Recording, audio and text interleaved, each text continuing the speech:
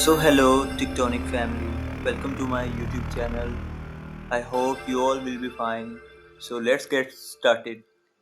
सो tectonic family, जिस तरह के आपको आज की इस वीडियो का टाइटल और डिस्क्रिप्शन देख के पता लग रहा होगा कि आज हमने सेकंड एनएफ मतलब सेकंड नॉर्मल फॉर्म के बारे में बात करनी है। तो स्टार्ट करते हैं आज की इस वीडियो को। अगर पहले इससे पहले थोड़ा रिमाइंड कर लें कि फर्स्ट एनएफ क्या था हमारे पास, कि हमने उसमें जो एटॉमिक वैल्यूज होती हैं, मतलब no multiple values, row are unique and no duplicate rows. उसमें मतलब कि आपके पास यूनिकनेस होनी चाहिए आपकी रोज के अंदर, ये चीज़ होती थी। तो सेकंड नॉर्मल फॉर्म का ये सीन होता है कि आपकी जब आपने इसको सेकंड नॉर्मल फॉर्म में लेके आना होता है, तो सबसे पहली कंडीशन ये होती है कि आपका टेबल फर्स्ट नॉर्मल फॉर्म में लाजमी होना चाहिए। अगर वो नहीं है तो आप कभी भी सेकंड नॉर्मल फॉर्म में फॉल ही नहीं कर सकते। ठीक है। फिर दूसरी बात हमारे पास ये आती है, रिमूव पार्शियल डिपेंडेंसीज नॉन की attribute depends on only part of a composite key. अब इस चीज से क्या मुराद है, ये एग्जांपल से समझते हैं। जैसे मैंने यहाँ पे एग्जांपल दी हुई है कि हमारे पास एक टेबल है, ऑर्डर टेबल है और प्रोडक्ट टेबल है।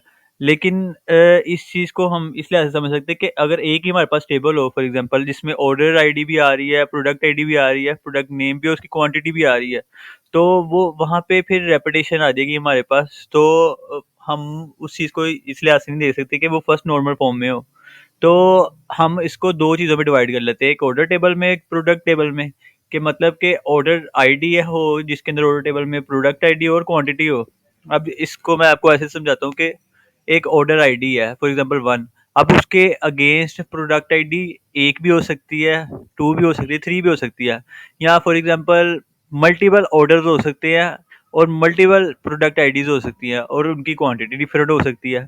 तो हम इस लिहाज से इसको ऐसे देख सकते हैं कि हम प्रोडक्ट टेबल को हमने अलग किया ना, तो उसकी आईडीज, उसके प्रोडक्ट के नाम, वो एक चीज़ सेपरेट हो गई, कॉन्सेप्ट ही सेपरेट हो गया।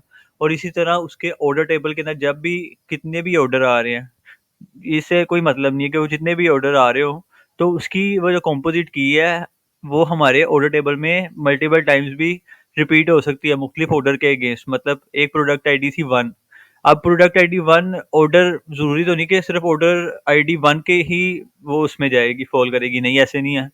एक पर्सन है उसने ऑर्डर किया है, एक क्वांटिटी का किया है, एक पर्सन है उसने ऑर्डर है 2 क्वांटिटीज के रिलेटेड किया है, तो उसके अंदर उसकी ऑर्डर आईडी चेंज होगी, प्रोडक्ट आईडी सेम है, क्वांटिटी चेंज होगी।